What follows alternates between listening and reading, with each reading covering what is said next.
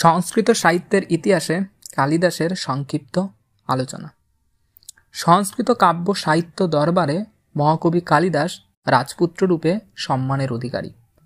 যেরূপ ইংরেজি সাহিত্যের সঙ্গে শেক্সপিয়ারের নাম জড়িত, বাংলা সাহিত্যের সঙ্গে রবীন্দ্রনাথের নাম সম্পৃক্ত, তেমনি সংস্কৃত সাহিত্যের সঙ্গে কালিদাসের নাম চিরগ্রথিত। কালিদাসের আবির্ভাবকাল ও ব্যক্তি জীবন ঘন অন্ধকারের অবগুণ্ঠনে অবগুণ্ঠিত। কালিদাস নিঃসন্দেহে অশ্বঘোষ ও ভাসের পরবর্তীকালের কবি। সকল দিক বিবেচনা করলে বলা যায় যে খ্রিস্টীয় চতুর্থ শতকের শেষ অথবা খ্রিস্টীয় পঞ্চম শতকের প্রথম ভাগে তিনি বর্তমান ছিলেন। উজ্জয়িনী নগরের প্রতি কালিদাসের অনুরাগ লক্ষ্য করে অনেকেই উজ্জয়িনী নগরীকে কালিদাসের বাসস্থান বলে দাবি করেন। তবে মহামহোপাধ্যায় হরপ্রসাদ শাস্ত্রীর মতে বর্তমান সিন্ধিয়া রাজ্যের প্রাচীন মালব প্রদেশের মান্দাসার নগরীতে কালিদাসের জন্ম হয়েছিল। এই স্থানটির প্রাচীন নাম ছিল দশপুর। কালিদাসের রচনাবলী। কালিদাসের সৃষ্টি সম্ভারের দিকে চোখ রাখলে দেখতে পাব ঋতুসংহার, মেঘদূত, কুমারসম্ভব, রঘুবংশ নামক 4টি কাব্য এবং মালবিকাগ্নিমিত্র, বিক্রম উর্বশী, অভিজ্ঞান শকুন্তলম নামক 3টি নাটক। ঋতুসংহার। ঋতুসংহার শব্দের অর্থ ঋতু সংক্ষেপ। মোট 6টি স্বর্গে এবং 158টি শ্লোকে এই কাব্যখানি গ্রথিত। কাব্যখানির এক একটি স্বর্গে এক একটি ঋতুর বর্ণনা পাই। কাব্যে জৈনক নায়ক তার প্রিয়তমাকে উদ্দেশ্য করে আপন মনে নানা ঋতুর বর্ণনা দিয়ে চলেছেন। এই কাব্যকে গীতিকবিতার পর্যায়ে আমরা ফেলতে পারি। কাব্যখানির মূল রস হল শৃঙ্গার। ঋতুসংহারে ঋতু বর্ণনার মাধ্যমে প্রণয় সমৃদ্ধ মানবীর মনে বিশেষ বিশেষ ঋতুর প্রভাব বর্ণিত হয়েছে। নাটকের আরম্ভে আছে গ্রীষ্মের বর্ণনা এবং সমাপ্তিতে আছে বসন্তের বর্ণনা। মেঘদূত। আলঙ্কারিকদের মতে মেঘদূত খণ্ডকাব্য বা দূতকাব্য। আগাগোড়া মন্দাক্রান্তা ছন্দে এই কাব্য রচিত হয়েছে। পূর্ব মেঘ 64টি শ্লোক ও উত্তর মেঘ 54টি শ্লোক, এই 2 খণ্ডে কাব্যটি সমাপ্ত। অলকা অধিপতি কুবেরের অনুচর যক্ষ পত্নী প্রেমে মত্ত হয়ে কর্তব্য অবহেলা করেছিল, যার শাস্তি স্বরূপ তাকে 1 বছর হিমালয় থেকে রামগিরি পর্বতে নির্বাসিত হতে হয়। নির্বাসনে থাকাকালে আষাঢ়ের মেঘ দেখে পত্নী প্রেমে বিভোর যক্ষ চেতন অচেতন ভেদজ্ঞান ভুলে মেঘকেই প্রিয়ার কাছে বার্তা নিয়ে যাওয়ার অনুরোধ জানায়। এটি চিরন্তন বিরহের কাব্যরূপে স্মরণীয় হয়ে আছে। রঘুবংশ। এই রঘুবংশকে অনেকে কালিদাসের শ্রেষ্ঠ সৃষ্টি বলে দাবি করে থাকেন। 19টি স্বর্গে বিভক্ত এই কাব্যে রঘুবংশীয় রাজা দিলীপ থেকে আরম্ভ করে আরও কয়েকজন রঘুবংশীয় রাজার কাহিনী এতে রয়েছে। বাল্মীকির রামায়ণ, বেদব্যাসের মহাভারত, কথা সরিৎসাগর ও কয়েকটি পুরাণ হল এই কাব্যের উৎস। এ কাব্যটি শুধু রঘুবংশীয় রাজাদের ইতিহাস বর্ণনায় সীমাবদ্ধ নয়, এর প্রতিটি স্বর্গ আমাদের কাছে নব নব আগ্রহ ও উদ্দীপনার সৃষ্টি করে। পণ্ডিত ঈশ্বরচন্দ্র বিদ্যাসাগর তার সংস্কৃত ভাষা ও সংস্কৃতি সাহিত্য বিষয়ক প্রস্তাব গ্রন্থে এই রঘুবংশ সম্পর্কে বলেছেন, সংস্কৃত ভাষায় যত মহাকাব্য আছে তন্মধ্যে রঘুবংশ সর্বাংশে উৎকৃষ্ট। কালিদাস কি দৃশ্য কবিত্ব শক্তি সম্পন্ন ছিলেন, বর্ণনা করিয়া অন্যের হৃদয়ঙ্গম করা দুঃসাধ্য। কুমারসম্ভব।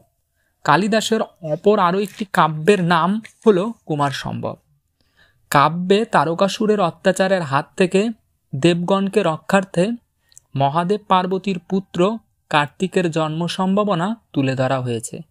সর্বমোট 17টি স্বর্গে রচিত এই কাব্যখানির প্রথম 7টি, অনেকের মতে 8টি স্বর্গ কালিদাসের রচনা, বাকিগুলি নয় বলে অনেকের অনুমান। কাব্যটিতে কালিদাস দেবদেবীর কথা বর্ণনা করলেও যেন আমাদের ঘরের অতি পরিচিত ছবি আঁকতে চেয়েছেন। তাই তো উমা, মহেশ্বর, হিমালয়, মেনকা সবাই যেন আমাদের অতি পরিচিত কাছের মানুষ।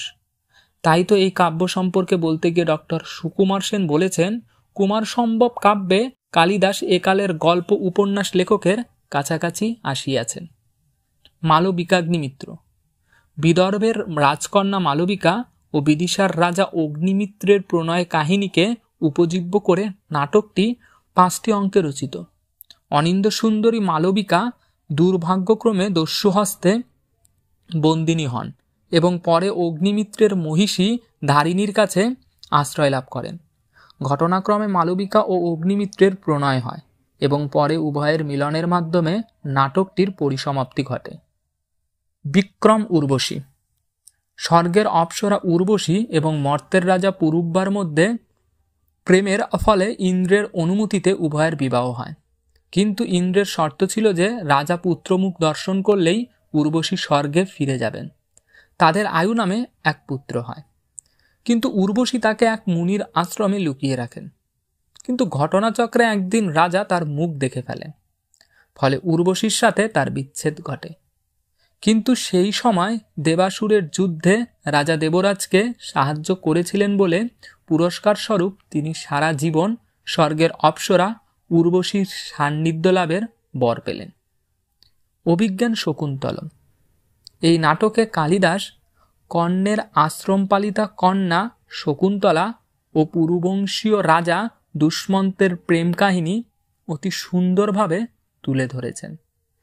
একদা মৃগয়াবিহারী রাজা দুষ্মন্ত এক হরিণের পিছু ধাবনে মহর্ষি কর্ণের আশ্রমে উপস্থিত হন। সেখানে শকুন্তলাকে অপর দুই সখীর সাথে দেখে মুগ্ধ হয়ে গান্ধর্ব মতে বিবাহ করেন। দুষ্মন্ত রাজধানীতে ফিরে যাবার পর পতিচিন্তায় নিমগ্না শকুন্তলা অতিথি সৎকার রূপ কর্তব্যে অবহেলা করায় দুর্বাসা কর্তৃক অভিশপ্ত হন। এই অভিশাপের জন্য দুষ্মন্ত শকুন্তলাকে চিনতে পারলেন না, পরশ্রী ভেবে প্রত্যাখ্যান করলেন। ঘটনাচক্রে শকুন্তলাকে দেওয়া রাজার নামাঙ্কিত অভিজ্ঞান দর্শনের ফলে রাজার ওপর শাপের প্রভাব কেটে যায় এবং তিনি শকুন্তলাকে ফিরে পাওয়ার জন্য আকুল হন। ঘটনাক্রমে মারীচ ঋষির স্বর্গ তপবনে তপস্বিনী শকুন্তলা ও ভরতের সাথে তার মিলন হয়। উপসংহারে বলা যায়, কালিদাস রাজসভার বিদগ্ধ পণ্ডিত, তাই তার কাব্যে বৈদগ্ধ্যের পরিচয় সর্বাঙ্গে। তার বর্ণনায় যেমন পরিপাটি লক্ষণীয়, তেমনি তার মধ্যে মার্জিত রুচির ছাপ অত্যন্ত প্রকট। কালিদাসের যুগ ব্যক্তি স্বাতন্ত্র্যের যুগ, তাই তার কাব্যে ব্যক্তি স্বাতন্ত্র্যের চিহ্ন অতি স্পষ্ট। এমনকি তার নাটকে প্রেম প্রকৃতিকে এমন এক বিশুদ্ধতা সৌন্দর্য দৃষ্টিতে দেখেছেন, যার ফলে তার রুচিজ্ঞানের উৎকর্ষতা প্রশংসনীয় হয়ে উঠেছে।